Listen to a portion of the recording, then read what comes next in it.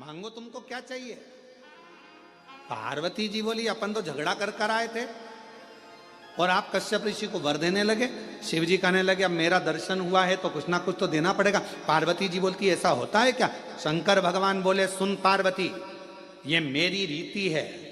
अगर कोई संसार का मनुष्य मेरे दरवाजे पर, मेरे मंदिर में, मेरे देवालय में आकर अगर एक लोटा जल रोज चढ़ाएगा तो मुझे रोज उसको कुछ ना कुछ देना ही पड़ेगा। ये नीति है।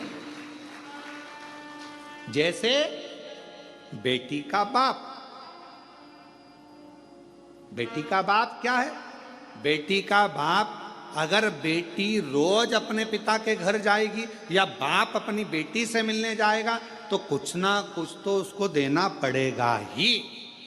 भले पिताजी का घर पास में, रोज बेटी आती जाती है, भले पास में क्यों ना, माँ बोल देगी बेटा तो पास में आज एक काम करना, मैं तेरे को हलवा बना के भेज दूँ, सीरा बना के भेज दूंगा। कभी कुछ कहेगी बेटा मम्मी मेरे को जरूरत नहीं है, नहीं मैं तो भेजूंगी। माँ है ना, बाप है ना, उसका भाव उत्पन्न हो जाता, मैं तो भेजूंगी। अब कोई कहे तुम मम्मी मैं बना लूंगी ना, सब कर लूंगी ना, तुम मत भेज, नहीं मैं तो भेजूंगी। और अगर वो सीरा नहीं भेजेगी तो देख लेगी बाजार में अच्छी सब्जी आ रही है, बाजार में खरीद के लिए आएगी और वो सब्जी भेज देगी। भले हरा धना भेज दे, मिर्ची भेज दे, पर कुछ ना कुछ भेजे। रोज अगर बेटी अपने माँ बाप से मिल रही है तो माँ बाप उस बेटी को जरूर देंगे, और माँ बाप अगर बेटी से मिल रहे हैं तो जरूर देंगे। उसी तरह मेरा शंकर सबका बाप है, पिता है। जब हम रोज जाते हैं तो वो रोज कुछ ना कुछ हमको देता जरूर। आप शिव जी को क्या मानती हो। अपना पिता, अपना बाबुल, अपना बाप, पिता। और कुबेरेश्वर धाम क्या है आपका, मायका। कुबेरेश्वर धाम क्या है, मायका। मायका क्यों कहा गया। जो कुबेरेश्वर बाबा की धरा पर आता है, कुबेर भंडारी के दरवाजे पर आता है, कुबेरेश्वर धाम पर आता है और दिल से जो मांगता है मेरा कुबेर भंडारी उसको दे देता है, फिर वो वापस आता है, क्योंकि वो उसका मायका है। पर पूर्ण समर्पण के साथ जाओ। वहां तुम्हारी किसी से पहचान नहीं है।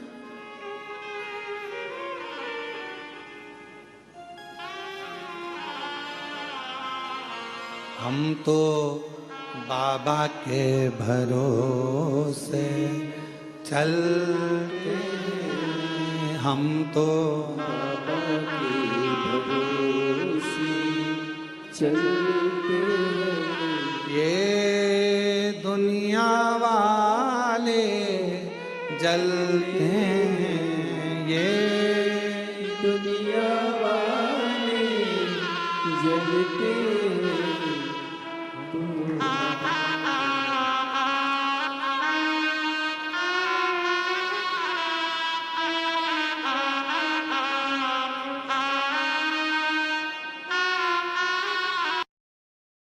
बाबा के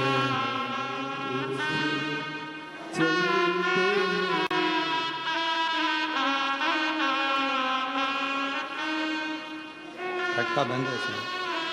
ये दुनिया वाले जल, हम तो बाबा के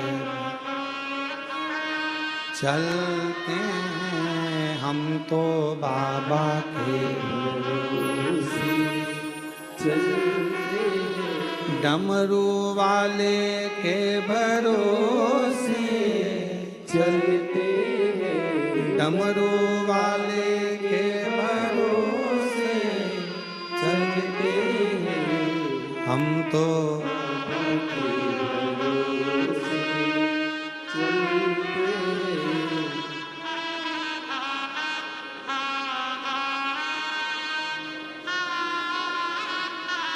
काशी वाले के भरोसे। हम उस पर आशिक, कोई रोज मिल रहा है शिव जी से, शिव उसको रोज दे रहा। कोई बाबा से रोज मिल रहा है, बाबा उसको रोज दे रहा। पिता है वो हमारा, बाबुल है वो हमारा। वो तुम्हें क्या चाहिए। अब कश्यप बाबा ने जैसे, पार्वती जी बोली क्यों दे रहे हो, शिव जी बोले तूने झगड़ा करा, फल दूसरे को मिला। यही होता है, झगड़ा अपने घर में होता और मजे पड़ोसी लेते। बोलो सही है कि गलत है? झगड़ा तुम्हारा, लड़ कौन रहा है? पति पत्नी। मजा कौन ले रहे हैं? परिवार के लोग, पड़ोस के लोग, रिश्तेदार। अरे वो उनकी बहू और उनकी सास की खूब लड़ाई चल रही है। अच्छा है, अच्छा है, लड़ने दो, अच्छा लड़ने। अरे वो बाप बेटा लड़ रहे हैं, अच्छा है लड़ने दो, अच्छा है लड़ने, दूसरे मजे ले रहे हैं। अब लड़ाई किसकी हुई? शंकर पार्वती जी का विवाद चला और मजे किसके हो गए? कश्यप ऋषि जी के। और कश्यप ऋषि के मजे क्या हुआ? कश्यप बाबा से भगवान शिव कह रहे मांग ले। अब कश्यप ऋषि ने मन में सोचा कभी दर्शन नहीं होते, आज हो ही गए तो डट के मांगी लूं। हे प्रभु कृपा करिए, मेरे घर में आप पुत्र बनकर जन्म ले लो। पार्वती जी बोली बताओ, इससे तो अपनी कोई रिश्तेदारी भी नहीं थी, अब तुम इनके घर में जन्म ले लोगे तो मेरा ससुरा हो जाएगा। शिव जी बोले मैंने पहले कहा था झगड़ा मत कर, करेगी तो फायदा दूसरे को होगा, लाभ दूसरे को।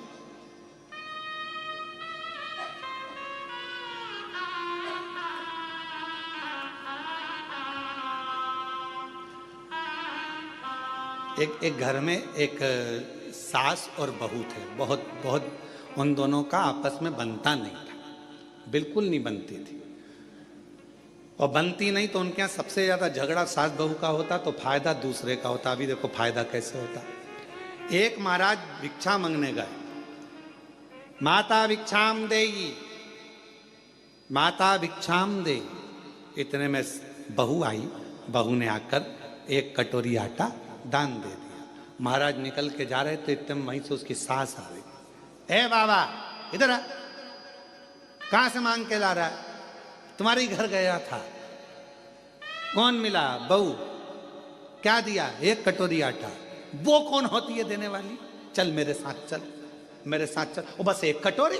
मेरा घर है, मेरी प्रॉपर्टी है, मेरा मन, चल मेरे साथ। और अंदर गई और 4 कटोरी आटा लाके महाराज को दे दिया। फायदा किसका?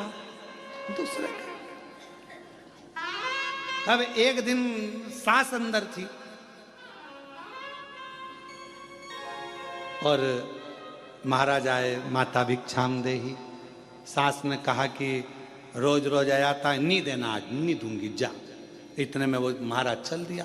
सामने से बहू पानी लेकर आ रही थी, हंडा मटके। तो उसने पूछा महाराज जी कहाँ से आ रहे हो? तुम्हारे ही घर से आ रहे हैं।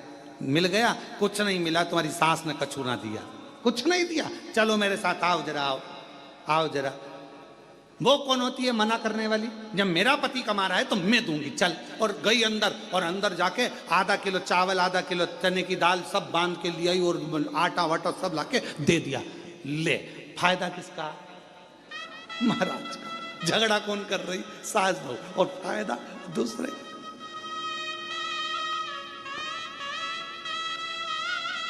हमारा निवेदन एक बहुत आप लोगों से है, आपस में पास में अगर व्यापार चल रहा है, पास में दुकान चल रही है, भाई की दुकान चल रही है, परिवार वाले की दुकान चल रही है, निवेदन है झगड़ा मत करना व्यापार में, झगड़ा मत करना परिवार में। क्यों? तुम्हारे झगड़े के चक्कर में तुम्हारे ग्राहक कटकर दूसरी जगह चले जाएंगे और दूसरी जगह पहुंच जाएंगे। ना तेरे हाथ में खीर लगेगी, ना इसके हाथ में खीर लगेगी। कम से कम आज इसके यहाँ से ले रहा है तो कल तेरे दरवाजे पर जरूर आएगा, ये विश्वास रखना। एक दूसरे में विवाद स्पर्धा नहीं करना है, विवाद नहीं करना।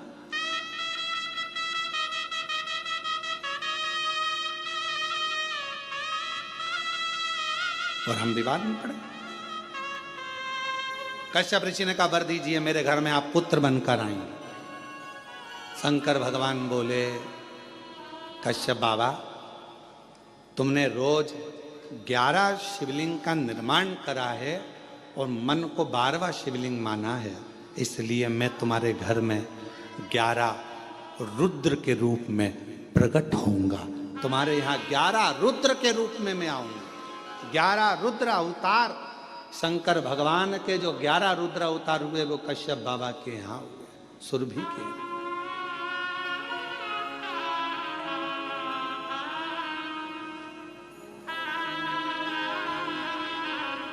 मैं तुम्हारे अप्रकट हूं।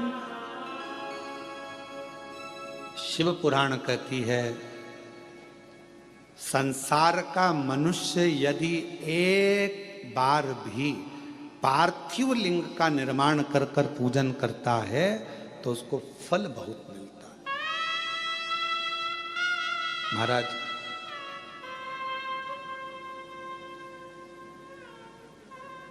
फल जरूर मिलता है।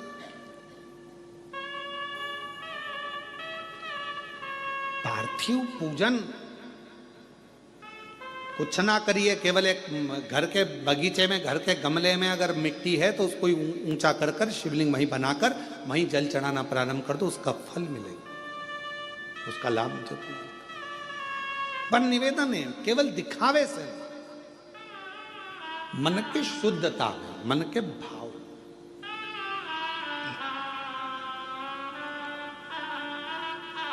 आज का जो मनुष्य है, आज का जो मानव है, भगवान को भाव से रिझा नहीं पाता, हृदय से रिझा नहीं पाता। जैसे उत्तानपाद की श्रीमद् भागवत में वर्णन आता है कि राजा उत्तानपाद की 2 पत्नियां थी, एक सुनीति एक सुरुचि।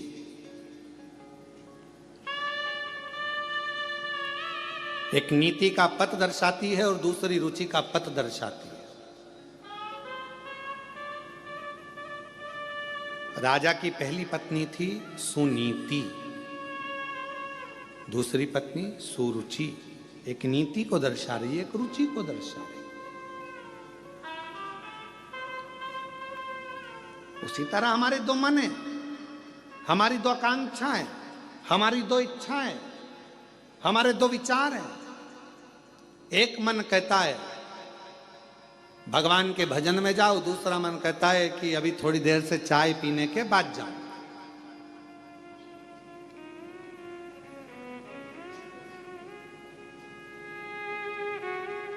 और आप में से कई लोग होंगे ऐसा, जैसे इस होटल में कथा चल रही है, तो इस होटल में कथा चल रही है तो कई लोग पहले से आ गए होंगे, तो उन्होंने विचार करा होगा आप होटल में अपन चाय पी लो, फिर कथा में बैठेंगे अंदर। पहले एक बार की चाय पी हुआ के फिर अपन कथा में चले।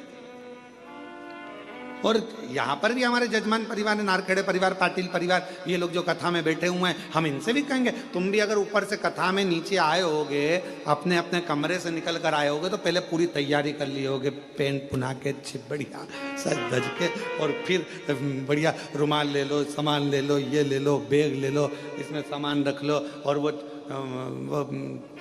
छोटी सी वो बच्ची, वो हितेश की, पल्लवी की, वो नाटक करेगी तो उसका भी खाने पीने का सामान झोले में डाल, सब ले लुआ के और अपना सामान लेकर तुम यहाँ चले और बैठ गए कथा में।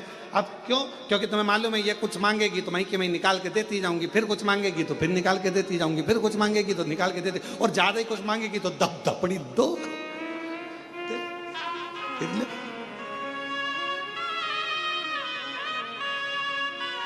और महाराज कथा कर रही है कि भगवत भजन में पूर्ण समर्पण के साथ दिखावा नहीं चाहिए, बस समर्पण पूरा चाहिए।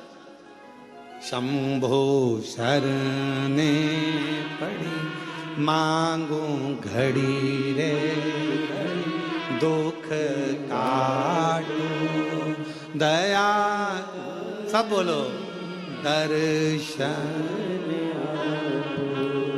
अभी कथा चालू हुई, उसके पहले चंद्र ग्रहण पड़ा। बोलो पड़ा कि नहीं पड़ा? अरे जम के तो बोलो पड़ा ना। ग्रहण कब पड़ा? 2 ग्रहों के बीच में कोई तीसरा फंस गया तो ग्रहण पड़ा। तो केवल ऊपर ग्रहण नहीं पड़ता, नीचे भी पड़ता है।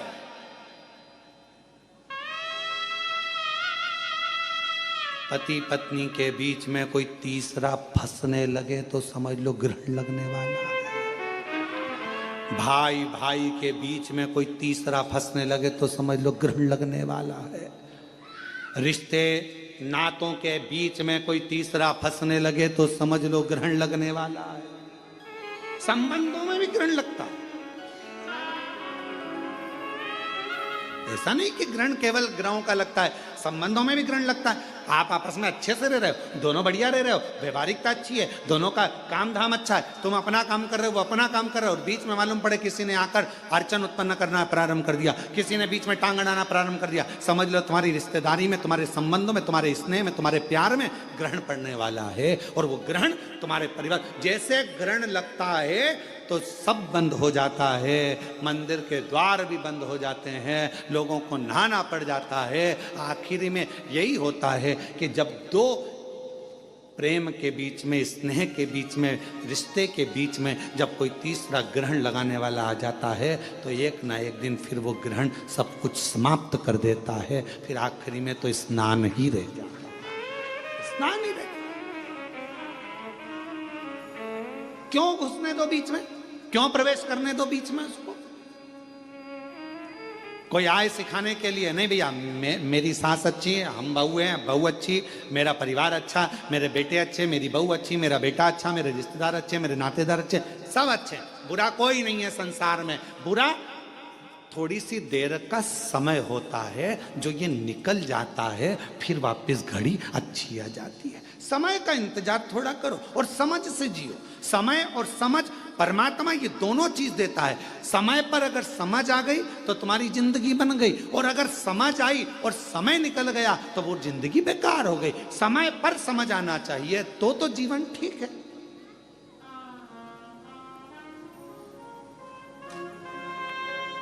अब व्यक्ति के जीवन में समझ ही समझ और समय नहीं आए अच्छा तो क्या मतलब का? तो भगवान दोनों चीज साथ में देता है, समय और समझ, परमात्मा दोनों साथ में देता है। बस इतना अपने ऊपर निर्भर करता है कि समय पर समझ रहना चाहिए।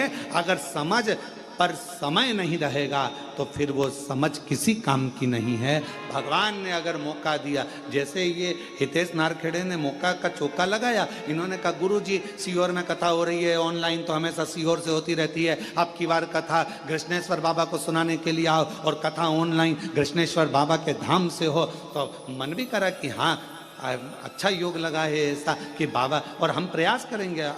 हितेश तुमने अच्छी प्रेरणा दे दी इस चीज़ के लिए। हम प्रयास करेंगे कि अब जब भी कोई कथा इधर उधर हुई और कैंसिल हुई और वो मालूम पड़े ऑनलाइन हुई, तो हम प्रयास करेंगे कि 12 ज्योतिर्लिंग में एक ज्योतिर्लिंग में जाके कर दिया करेंगे, कोई जजमान को पकड़ कर ऐसे किसी जजमान को पकड़ लिया करेंगे और कह दिया करेंगे 50 आदमी तुम्हारे आओ, आराम से अपने कमरे लो और एक हॉल करो और उसमें बैठकर ऑनलाइन और सब आस्था चैनल पर कथा श्रवण करें और अपने जीवन को सार्थक बनाए। ऐसा अच्छी प्रेरणा दी है आपने, है बहुत अच्छी बात। 12 ज्योतिर्लिंग के ज्योतिर्लिंग हो जाएंगे और कथा का आनंद हो जाए। अब यहाँ जितनी बैठी है ना सब तैयारी में लग गई है महाराज, अब ना छोड़ेंगे, अब रुको तुम, अगला हम पकड़ते तुमको त्रंबक आंदो ऑनलाइन।